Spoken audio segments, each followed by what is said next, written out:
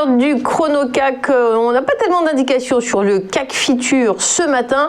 Ce qui est sûr, c'est que le CAC 40 est actuellement au-dessus des 6560 points.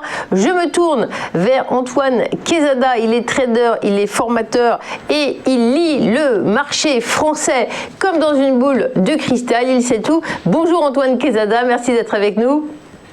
Oui, bonjour Fabienne, on n'exagérait pas, je n'ai pas de boule de cristal et je crois que personne n'en a, mais effectivement on a des outils qui permettent d'extrapoler certaines choses avec une certaine probabilité, mais tout ça avec beaucoup d'humilité. Je plaisantais, c'est vrai Antoine, et je rappelle que vous êtes trader formateur chez AQTS.fr. Quelle est votre lecture ?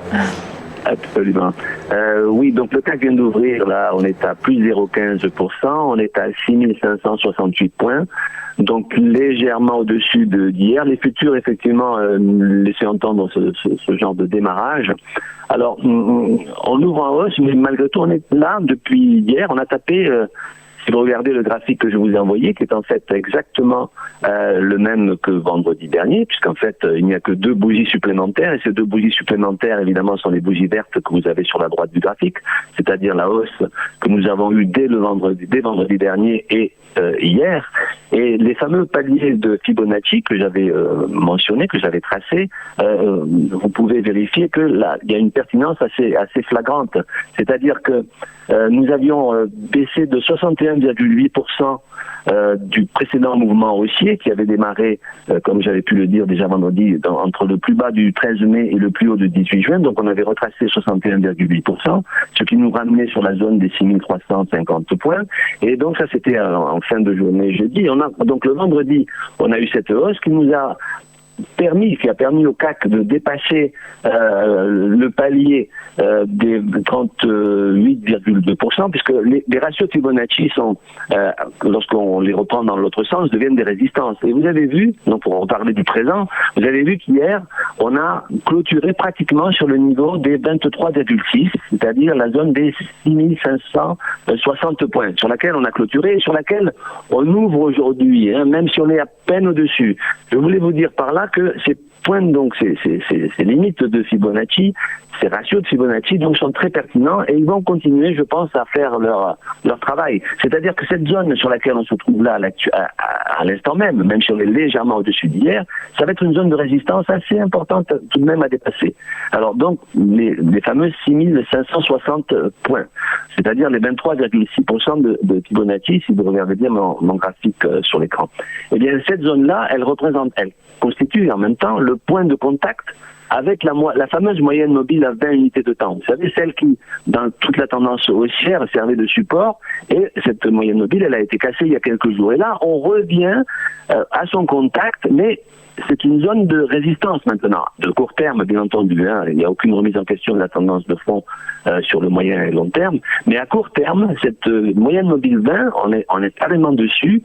Il va falloir que le CAC s'en affranchisse, c'est-à-dire qu'on clôture au moins au-dessus aujourd'hui ou alors demain, pourquoi pas, mais c'est une zone de résistance. Donc en fait, on est sur une zone très sensible, on se retrouve confronté à la grande oblique haussière en pointillé bleu qui était le gros support aussi de long terme, c'est-à-dire que maintenant on est en dessous, c'est comme si le CAC faisait une sorte de pullback pour réintégrer sa tendance de court terme qui était largement haussière, et donc c'est une zone sensible. On peut dire pour aujourd'hui, c'est que il serait de bon ton de clôturer au-dessus de la moyenne mobile 20 et éventuellement de passer les points hauts précédents.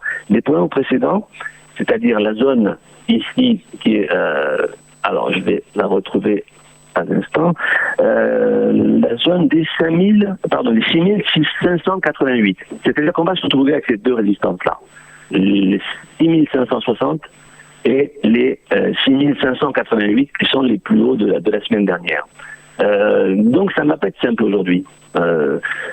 Si on venait à retracer, en revanche, pas trop d'inquiétude, on a plusieurs supports et le plus important, le plus important à court terme serait les 6482 points qui, comme vous le voyez également sur le graphique, représentent les 38,2% de Fibonacci. Donc moi, désormais, dans les jours qui viennent, et depuis déjà jeudi, je vais me servir très précisément de ces retracements de Fibonacci comme support et résistance.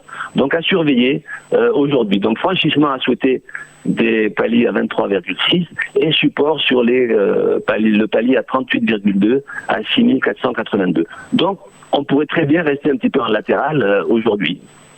Très bien. Merci beaucoup Antoine pour ce point, c'est très clair. Et effectivement, on va passer maintenant à la rubrique des Market Movers. Restez avec nous, merci de votre attention.